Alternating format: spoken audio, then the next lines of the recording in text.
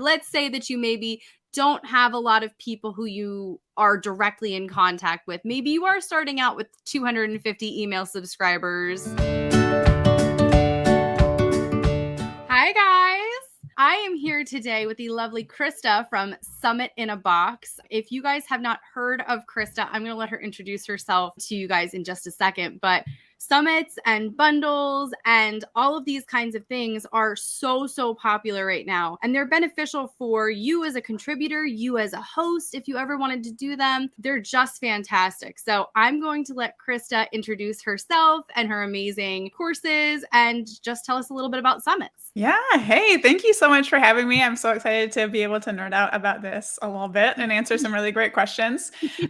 Like you said, I'm Krista. I run a company called Summit in a Box, and we teach online business owners how to grow their business in really different ways through virtual summits. The reason that I started this business is because I ran my first summit in 2018 and it went so much better than I ever expected. Basically, it blew my mind and it really opened my eyes to the power of summits. Before that, I had seen it as a way to get more visible, maybe get some new subscribers. I didn't realize just how many new subscribers you could get and how much easier it was than trying to piece together all of these strategies you could possibly find to get a few subscribers here and there to make a significant amount of immediate income through the summit, but also lead people into what's next for you, whether that's a course or a service or whatever it is. I had no idea how natural that transition could be and how it would just explode my business, as well as the momentum you build that continues not for months, but literally for years after. Having thousands more people know who you are is mind-blowingly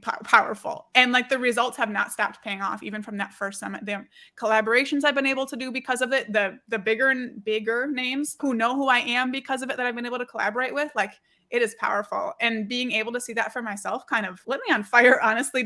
I wanted to spread that message to other people. If little old me with a couple hundred subscribers on my email list could see this growth through a summit and help other people do that, that is what I wanted to do. And I have a very detail process-oriented mind. And the summit is a very big project that has lots of details and processes. And so it was very natural to me to put together all of the templates I created for my own summit. We literally have hundreds. We have over 1,000 templates actually in our programs, and be able to be here, please never host a summit from scratch. We will give it all to you. That's what I'm all about. That's what I do. Making summits easier for people to host, whether you're a big deal or just starting out, and getting people better results as they do it. As a host, where can you find the right contributors for your summit? Let's say that you maybe don't have a lot of people who you are directly in contact with. Maybe you are starting out with 250 email subscribers. Maybe you just started getting your feet underneath of you. Where can you go to find contributors for your summit? Mm-hmm. So my favorite thing to do is to I do searches on Instagram.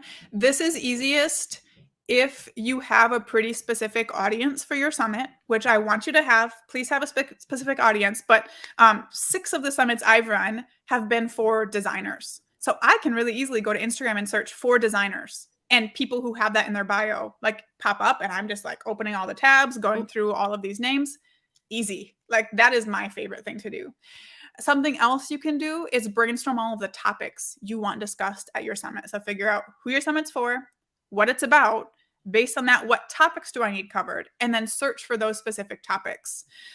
So that's great. You can search podcast directories. You can search YouTube, Google, Pinterest for people who you can tell focus on those topics. If they wrote a one-off blog post and it's not what they talk about, maybe look for someone else, but it's an option. Even if you have a small network and a small audience, asking those people is also really helpful. So posting a survey, sending a survey out to your email list, asking who they love to learn from, even if you're sending it to 100 people, do it. Ask your friends who they know who talks about a certain topic, because that can really open the doors for you a lot. If you find you're in the position where you're onboarding speakers and still need more, you can add just a field in the form you're having your speakers fill out. Who else do you think would be a great fit for this summit? Get recommendations for your speakers from your speakers as they're coming on. But those are my favorite things to do, is start by searching for people who target your audience, and look at specific topics you want covered as well. Those are great ideas. Yeah. Thank you so much for being here and talking with us today. This was so, so insightful, so helpful. Is there anything else that you want to share with us about where we can follow up with you or anything like that? Yeah. So, I mean, the first thing you could check out is our quick start guide. We have a guide that like walks you through how summits can replace your slow growth strategies and just move you towards incredible launches with thousands of leads, lots of great money from the all access pass, and naturally lead to your offers.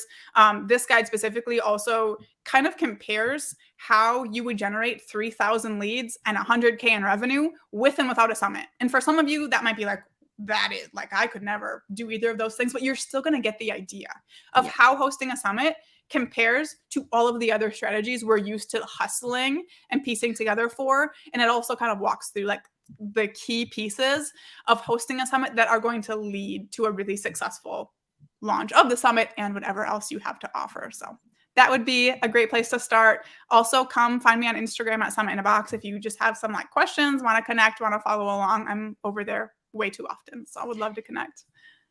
I feel that deeply.